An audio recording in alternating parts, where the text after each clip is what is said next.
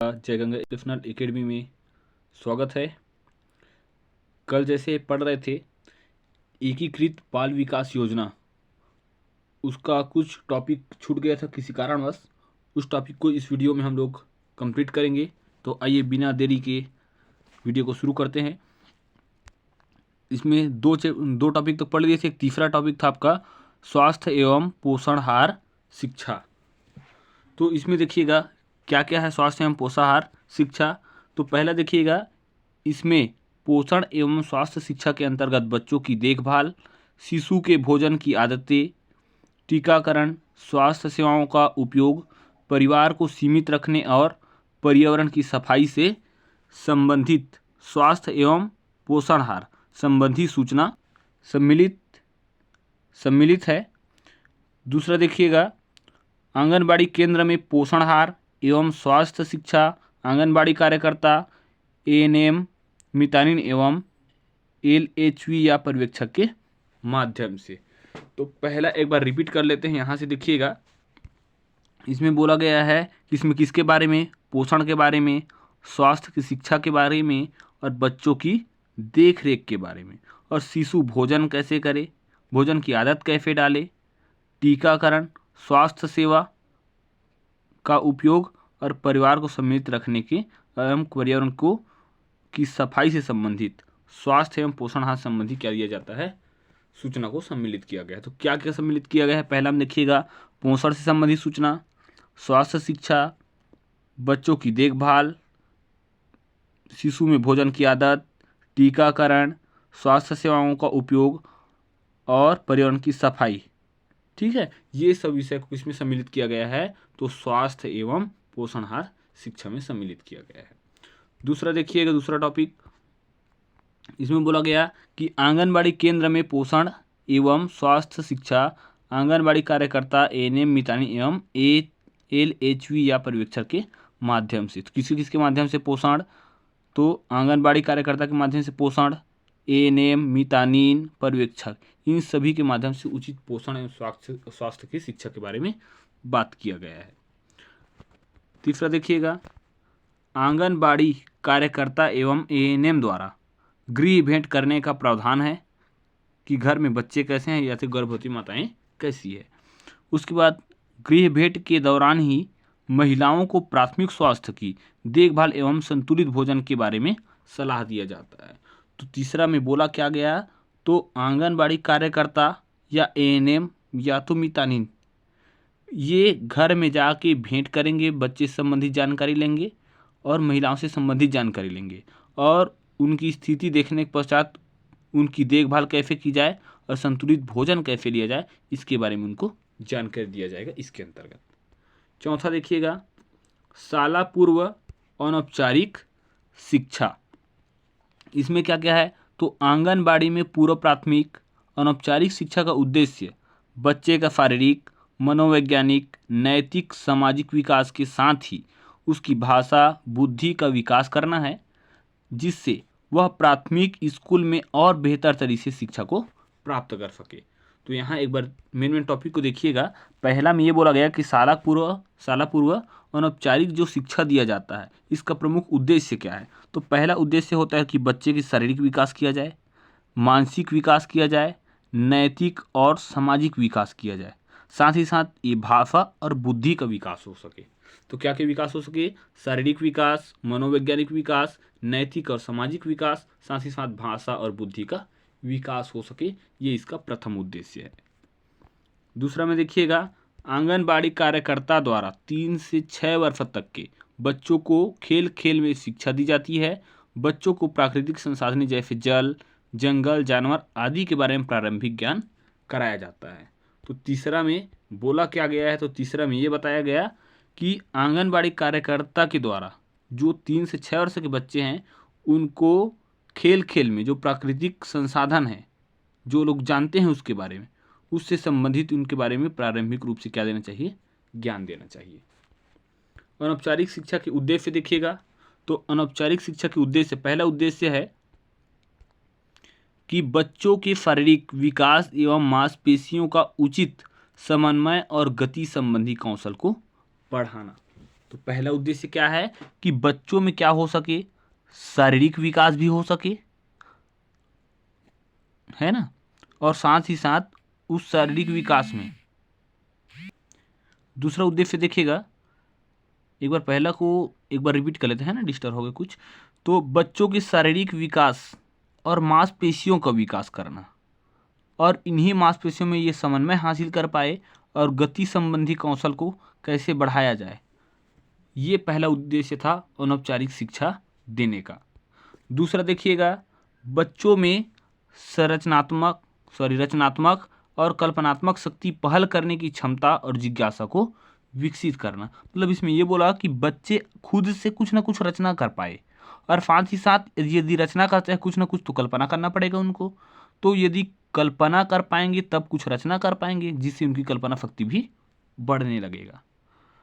और ये कल्पना करके यदि बनाएंगे, कुछ रचना करेंगे, तो उसके प्रति कुछ ना कुछ जिज्ञासा उत्पन्न हो जाएगा। तो ये सब चीज़ को विकास कराना ही इनका उद्देश्य था। तो क्या क्या उद्देश्य था, तो रचनात्मक, साथ ही साथ कल्पना शक्ति, रचना करने की कल्पना करेंगे, और कल्पना करेंगे तो उनमें जिज्ञासा भी धीरे धीरे बढ़ने लगेगा। ये सबको विकसित करने का इनका उद्देश्य था। अगला देखिएगा, बच्चों की प्राकृतिक आक्रामकता और विनाशक प्रवृत्ति पर नियंत्रण करना, है ना, कि बच्चे जो आक्रामक हो जाते हैं, कई बार प्राकृतिक रूप से आक्रामक होते हैं या विनाशक होते हैं, तोड़ फोड़ कर देते हैं ना बच्चे, उनको क्या करना, नियंत्रित करना। अगला देखिएगा इसमें कि बच्चे के बौद्धिक भावात्मक विकास एवं अपनी भाषा में अपनी बात कहने की योग्यता पैदा करने में मदद करना। तो बच्चे खुद से क्या कर सके, अपनी जो भावनाएं हैं उसको खुद से अपनी भाषा में व्यक्त कर सके। अगला उद्देश्य था कि स्वास्थ्य और निजी सफाई की अच्छी आदतों को विकसित करना। मतलब खुद से अपने शरीर के बारे में धीरे धीरे क्या करना, तो बोला जा सकता है कि अपने शरीर के बारे में, साफ सफाई के बारे में उनको स्वयं ही जानकारी मिल जाए। ये इसका प्रमुख उद्देश्य था। अगला देखिएगा इसमें, पूर्व प्राथमिक शिक्षा में आंगनबाड़ी कार्यकर्ता की भूमिका। तो आंगनबाड़ी कार्यकर्ता की जो भूमिका है, तो कैसी भूमिका होनी चाहिए, तो पहला भूमिका इनकी होनी चाहिए शिक्षा संबंधी क्रियाओं को आयोजन करना। मतलब जितना सी शिक्षा से संबंधित जो क्रिया है, खेल खेल में यदि कुछ सीख सकता है बच्चे, तो ऐसी क्रियाओं का आयोजन लगातार करना चाहिए। दूसरा, शिक्षा की क्रियाओं के लिए स्थानीय सामग्री का उपयोग करना। जो बच्चों को जानकारी में है जो सामग्री, उन सामग्रियों का उपयोग बच्चों को सिखाने के लिए किया जाए। तीसरा देखिएगा, अपनी सामग्री का प्रदर्शन करना। जो सामग्री उपलब्ध है उन सामग्री का लगातार प्रदर्शन किया जाए और उनके बारे में बच्चों को जानकारी दिया जाए।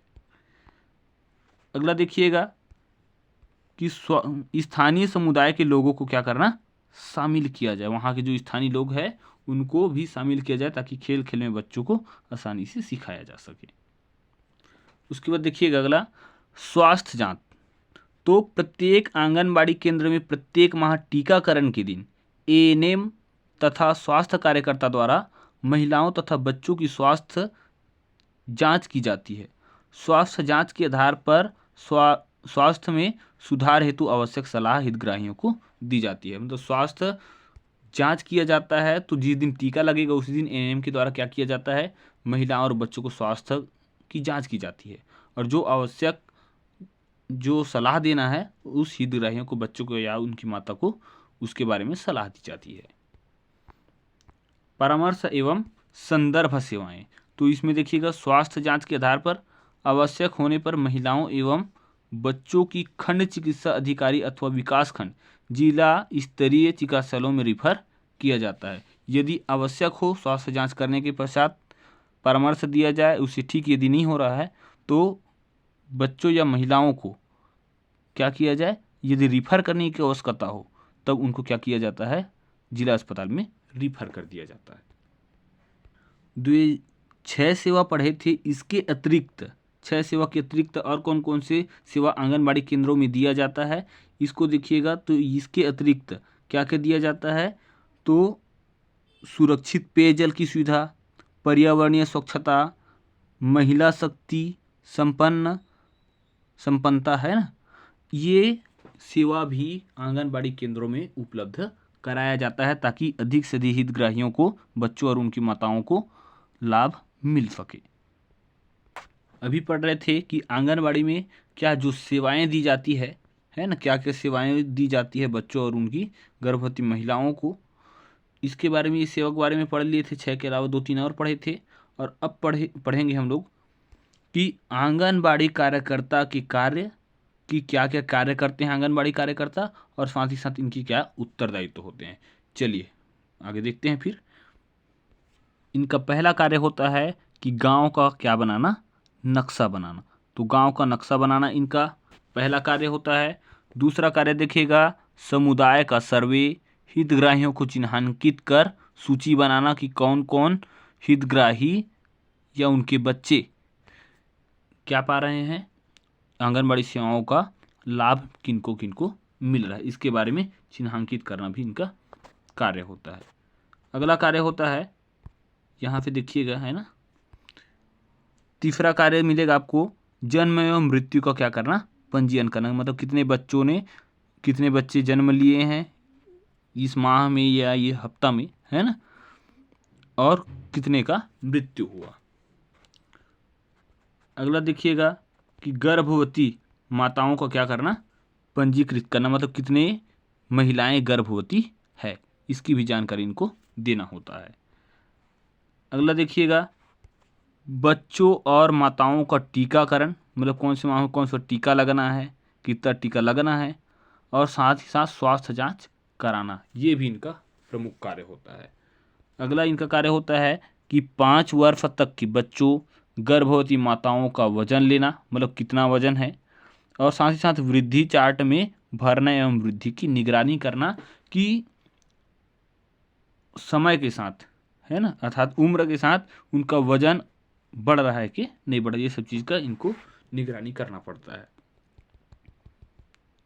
अगला इनका कार्य होता है कि सामान्य बीमारियों को क्या करना, उपचार। जैसे किसी को सर्दी आ गया, बुखार आ गया, तो उसके लिए इन लोगों को दवाई देना होता है ना, जो अभी फिलहाल मितानिनों के द्वारा दिया जाता है। अगला देखिएगा, किशोरी बालिकाओं तथा महिलाओं को स्वास्थ्य एवं पोषण शिक्षा देना। मतलब स्वस्थ कैसे रहा जाए और किस प्रकार का पोषण दिया जाए, ये शिक्षा भी इन्हीं के द्वारा दिया जाता है। अगला, साला पूर्व अनौपचारिक शिक्षा दिया जाता है कि साला जाने से पूर्व ही उनको क्या शिक्षा दिया जाता है, अनौपचारिक शिक्षा देने का काम भी आंगनबाड़ी कार्यकर्ताओं का ही होता है। अगला देखिएगा कि समुदाय परिवार में जागरूकता हेतु संचार और शिक्षण सामग्री बनाना, कि परिवार में कैसे जागरूकता फैलाया जाए, उसके लिए कौन कौन सी सामग्री बनाना चाहिए। अगला है, आंगनबाड़ी केंद्र का नियमित एवं बेहतर संचालन सुनिश्चित करना। मतलब आंगनबाड़ी को किस ढंग से अच्छे से चलाया जा सके, ये भी उत्तरदायित्व आंगनबाड़ी कार्यकर्ताओं का ही होता है। अगला देखिएगा, पोषण आहार, मेडिसिन किट, उपकरणों तथा अनौपचारिक शिक्षण सामग्री का उचित रख रखाव करने का भी काम इन्हीं का होता है कि पोषण आहार, मेडिसिन किट, उपकरण, अनौपचारिक शिक्षण सामग्री, ये सब चीज़ का रख रखाव करने की जिम्मेदारी भी आंगनबाड़ी कार्यकर्ताओं का होता है। अगला देखिएगा कि मानसिक प्रगति प्रतिवेदन बनाना। मतलब कौन सा बच्चा किस माह में कितना प्रगति किया, मतलब उसका वजन कितना बढ़ा, कि हाइट कितना बढ़ा, ये सब मापने की जिम्मेदारी भी आंगनबाड़ी कार्यकर्ता की होती है। अगला, ICDS मतलब एकीकृत बाल विकास योजना, उद्देश्य की प्राप्ति के लिए हितग्राहियों को सेवाओं का लाभ देना, ये भी इनका प्रमुख कार्य होता है। अगला, महिला स्व सहायता समूह, महिला मंडल के गठन और सुदृढ़ीकरण में आवश्यक सहयोग देने का काम भी इन्हीं का होता है कि कैसे आगे बढ़ा जा सके। अगला इनका काम होता है कि गृह भेंट करना, मतलब घर में जाके जांच करना कि बच्चे का वजन या स्वास्थ्य ठीक है कि नहीं, और सामुदायिक सहभागिता के लिए प्रयास करना। अगला, महिला एवं बच्चों के कल्याण संबंधी समस्त योजनाओं के क्रियान्वयन में आवश्यक सहयोग देने का काम भी इन्हीं का होता है। अगला देखिएगा, आंगनबाड़ी केंद्रों में बच्चों की 100% उपस्थिति तथा आवश्यक व्यवस्था सुनिश्चित करना भी इन्हीं की जिम्मेदारी होती है कि बच्चे प्रत्येक दिन आंगनबाड़ी आए। अगला, आंगनबाड़ी केंद्र क्षेत्र में होने वाली विशेष कार्यक्रम जैसे बाल भोज, गोद भराई, अन्नप्राशन, जागृत शिविर में सहयोग देने का काम भी ये करते हैं। पूरक पोषण आहार के संबंध में इनके कर्तव्य और उत्तरदायित्व क्या क्या होते हैं तो देखते हैं। तो इसमें बोला गया है जो 0 से 6 वर्ष तक के बालक बालिकाएं हैं या गर्भवती महिलाएं हैं या धात्री माताएं हैं, किशोरी बालिका, इनकी पहचान करना और उनको पूरक आहार का वितरण करना, ये इनका उत्तरदायित्व होता है। दूसरा इनका उत्तरदायित्व होता है कि पूरक पोषण आहार का उचित रख रखाव करने की जिम्मेदारी इनकी होती है या कर्तव्य होता है। अगला देखिएगा, पूरक पोषण आहार विवरण का समय निर्धारण कर सूचना देना, मतलब कब पूरक पोषण आहार मिलेगा, कितना टाइम मिलेगा, ये सूचना देने का काम भी ये लोग करते हैं। अगला है, गांव में समुदाय की महिला सहायिकाओं के सहयोग से पूरक पोषण आहार पूरी तरह स्वच्छ रूप से तैयार कर बच्चों को खिलाने एवं गर्भवती महिलाओं, धात्री माताओं एवं किशोरी बालिकाओं को पोषण आहार वितरण करने का कर्तव्य भी इन्हीं का होता है या उत्तरदायित्व होता है। अगला, बच्चों को खिलाते समय बच्चों के हाथ धुलाना आदि स्वच्छता का ध्यान रखना, मतलब खाने से पहले बच्चों का हाथ धुलाया जाए, ये उत्तरदायित्व भी इन्हीं का होता है।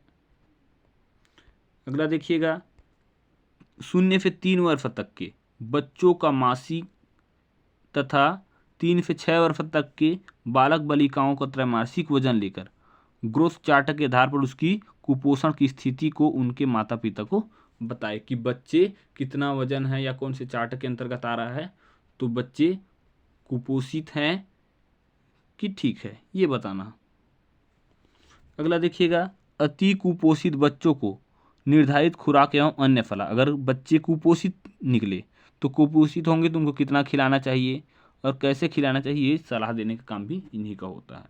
अगला देखिएगा, यदि बच्चा अति कुपोषित हो तो उसे डॉक्टर के पास ले जाने की सलाह भी इन्हीं लोगों का होता है।